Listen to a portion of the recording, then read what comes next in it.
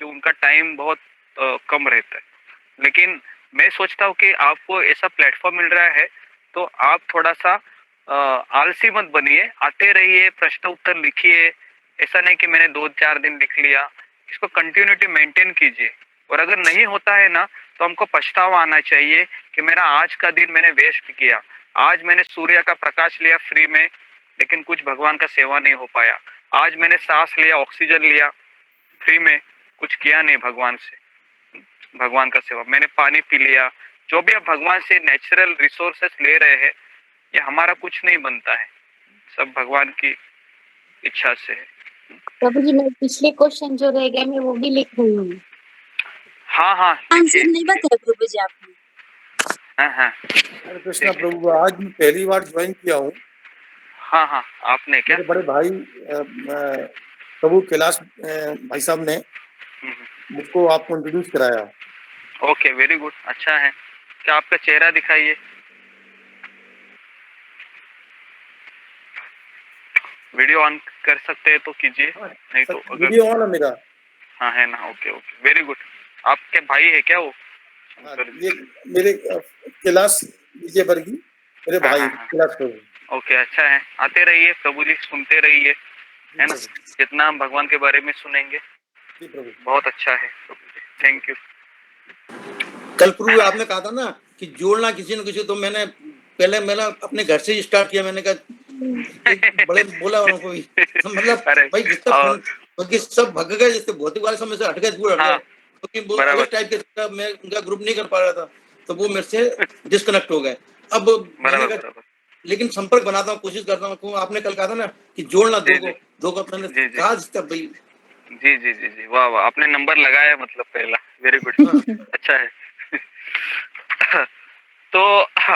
तो अभी हमारे पास केवल 15 से 20 मिनट है। तो आज हमने क्लास भी बहुत जल्दी शुरू किया था, तो हम सोच रहे थे कि जब भी समय मिले आपको हम आधा घंटा पहले बताएंगे। अगर 2:30 बजे क्लास रहेगा तो आप थोड़ा सा जल्दी ज्वाइन कीजिए। तो कृष्ण है, हाँ, तो मैं आपको एक कहानी बताता हूँ, तो उस कहानी से सारी चीजें क्लियर हो जाएगी कि भगवान के ऊपर जो श्रद्धा होती है उसका एक कहानी है। मैंने पहले भी बताई थी शायद आपको, कि जो नारद मुनि है वह कहते हैं भगवान को कि आपके पृथ्वी लोक पर नहीं, किसी को मुझे भगवान के धाम लेके आना है, तो आप मुझे वो परमिशन देंगे क्या?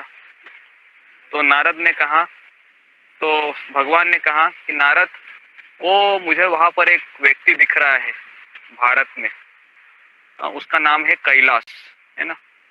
तो कैलाश के पास जाओ, तुम उसको तुम लेके आओ करके। तो सॉरी, आपका भी नाम कैलाश ही है, लेकिन हम दूसरा नाम ले लेते हैं। उस स्टोरी में नाम भी ऐसा ही है, तो हम दूसरा नाम लेते हैं। यहाँ पर आप है पहले से, तो हम एक दूसरा नाम लेते हैं। क्या लेते हैं नाम? अनुभव ले लो। नहीं नहीं, हम लेते हैं नाम एक रमेश करके लेते हैं। ओके, रमेश यहाँ पर कोई नहीं। तो कृष्ण है, नारद मुनि को कहते हैं कि जाओ तुम उसके पास, रमेश के पास, और उसको कहो कि तुमको भगवान ने बुलाया है भगवान के धाम आने को। तो ये रमेश के पास नारद मुनि जाते और कहते हैं कि देखो रमेश, तुम कृष्ण का भक्त हो, चलो, भगवान ने तुमको बुलाया है, तुम अभी के अभी चलो, चिंता मत करो कुछ। तो रमेश कहता है कि देखो नारद जी, अभी मेरे बच्चे हैं वो छोटे हैं, थोड़ा बड़ा होने हो गए तो मैं आ जाऊंगा आपके साथ। तो फिर नारद मुनि कुछ समय के पश्चात आते हैं और कहते हैं, अरे रमेश, चलो चलो, चलते हो क्या? तुमने कहा था कि बच्चे बड़े होने के बाद तुम आओगे करके। तो फिर रमेश कहता है, अभी मेरे जो बेटे हैं ना, उनका शादी हो गया है और इतने संसार में फंसे हुए हैं कि उनको कुछ ध्यान नहीं रहता है, सब कुछ मुझे ही देखना पड़ता है, तो थोड़ा बाद में आ जाओ। तो नारद मुनि वापस आते हैं तो देखते हैं कि वहां पर अभी रमेश नहीं था। हाँ, तो रमेश वहां पर कुत्ता बना था, समझ में आ रहा है। तो नारद मुनि ने पहचान लिया, अरे रमेश, तुम्हारा शरीर छूट गया, तुम अभी भी आ सकते हो, मैं कुत्ते के योनि में भी तुमको लेके जा सकता हूँ, चल रहे हो क्या? तो रमेश ने कहा कि अरे नारद जी, मैं क्या बताऊँ आपको कि मेरे बेटे हैं ना, निठल्ले है, रात को ऐसे ही दरवाजा खुला रख के सो जाते हैं, तो इसलिए मैं अभी यहाँ पर मेरे ही घर का रक्षा कर रहा हूँ मैं, तो आप थोड़ा सा बाद में आ जाओ करके। तो उसके बाद नारद मुनि बोलते ठीक है, मैं बाद में आता हूँ।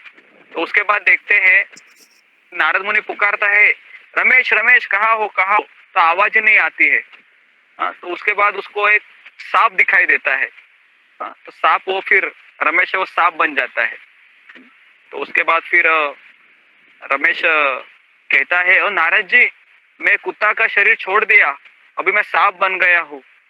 तो फिर नारद जी कहते हैं कि देखो रमेश, मैं अभी तुमको लेके जाता हूँ यहाँ से। हाँ, तो ये बोलता है, रमेश बोलता है सांप के शरीर में, क्या बताओ मैं नारद जी, मेरे बेटे हैं, घर गृहस्थी तो देखना सीख गए, लेकिन मैंने इतने मेहनत से इस खेत को मैंने बनाया है ना, इसको वो कुंपन ही नहीं डाले हैं, तो उसके लिए मैं इस खेत की रक्षा कर रहा हूँ।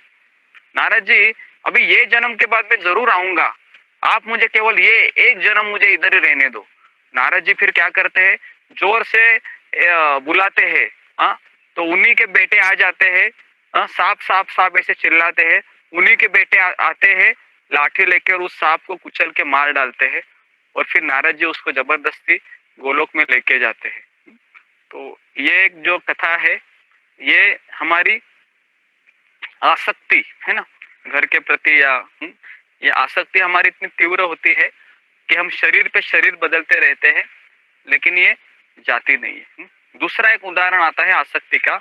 एक बार इंद्र के जो गुरु है बृहस्पति, उन्होंने इंद्र को शाप दिया था, जिसके कारण वह सुअर बने थे पृथ्वीलोक पे। तो फिर जब ब्रह्मा जी ने देख लिया कि इंद्र का कारोबार ठीक से नहीं हो रहा है, तो फिर ब्रह्मा जी वो सोचे कि मैं इंद्र को बुला के लेके आता हूँ।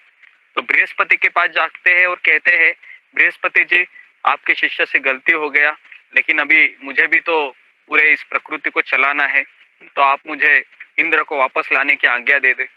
बृहस्पति बोलते ठीक है, आप जाइए करके। तो ब्रह्मा जी कहते हैं वो इंद्र को, जो सुअर के योनि में था, कहते हैं, अरे तुमको पता है तुम कौन हो? तुम सुअर नहीं हो, तुम इंद्र हो, चलो अभी मेरे साथ, मैं तुमको लेने के लिए आया हूँ, मैं ब्रह्मा जी हूँ। तो वो पता है क्या बोलता है सुअर इंद्र के योनि में? वो कहता है, अरे ब्रह्मा जी, आप यहाँ से चले जाइए, आप देखते न हो मेरी कितनी अच्छी पत्नी है, मेरे इतने अच्छे बच्चे हैं। तो उनके वो सुअर के छोटे छोटे वो बच्चे रहते, पत्नी भी सुअर की जैसी ही रहती है। तो कहता है कि आप यहाँ से चले जाओ, मुझे आपके साथ नहीं आना है। तो कहने का अर्थ है कि भगवान की माया शक्ति इतनी प्रबल है ना। हाँ, तो भगवान की माया शक्ति इतनी प्रबल है कि सुअर के योनि में भी जो इंद्र है ना, वो भी सोचता है कि मैं सुखी हूँ। तो इसके लिए इस संसार में इस मोह से निकलना बहुत कठिन है। लेकिन जिस व्यक्ति के ऊपर खास करके एक भक्त का कृपा हो जाता है, वैष्णव का कृपा हो जाता है, तो उसके संभावनाएं बहुत ज्यादा है। अगर आप ये सोचोगे कि मैं अपने बलबूते में भगवान के धाम जा सकती हूँ, तो ये आपका बहुत बड़ा भ्रम है। मैं अभी बोल रहा हूँ, अगर आप ये सोचोगे कि मैं इतना माला कर रही हूँ, या आप इतना में सेशन में आती हूँ, करो, आप बहुत अच्छा है, कर रहे हो एक तरीके से, लेकिन ये भी साथ साथ आप समझ लो कि जब तक मैं किसी वैष्णव को, किसी गुरु को, किसी भक्त को संतुष्ट नहीं करोगी या करूँगा, तब तक मैं भगवान की कृपा को प्राप्त नहीं कर सकता या नहीं कर सकता। तो इसलिए ये जो रास्ता जो हमको दिया गया है ना, ये रास्ता अगर हम अपने बलबूते अगर हम देखोगे, तो हम केवल जो मैंने 8 स्तर बताए थे, आपको पता है किसको 8 स्तर मैंने बताए थे? श्रद्धा, साधु संग, भजन क्रिया, अनर्थ निवृत्ति, निष्ठा, रुचि, भाव, आसक्ति, प्रेम। तो ये हमारा सफर है। तो हम अपने बलबूते केवल निष्ठा तक आ सकते हैं, लेकिन रुचि, भाव, आसक्ति और प्रेम, ये 4 स्तर हमको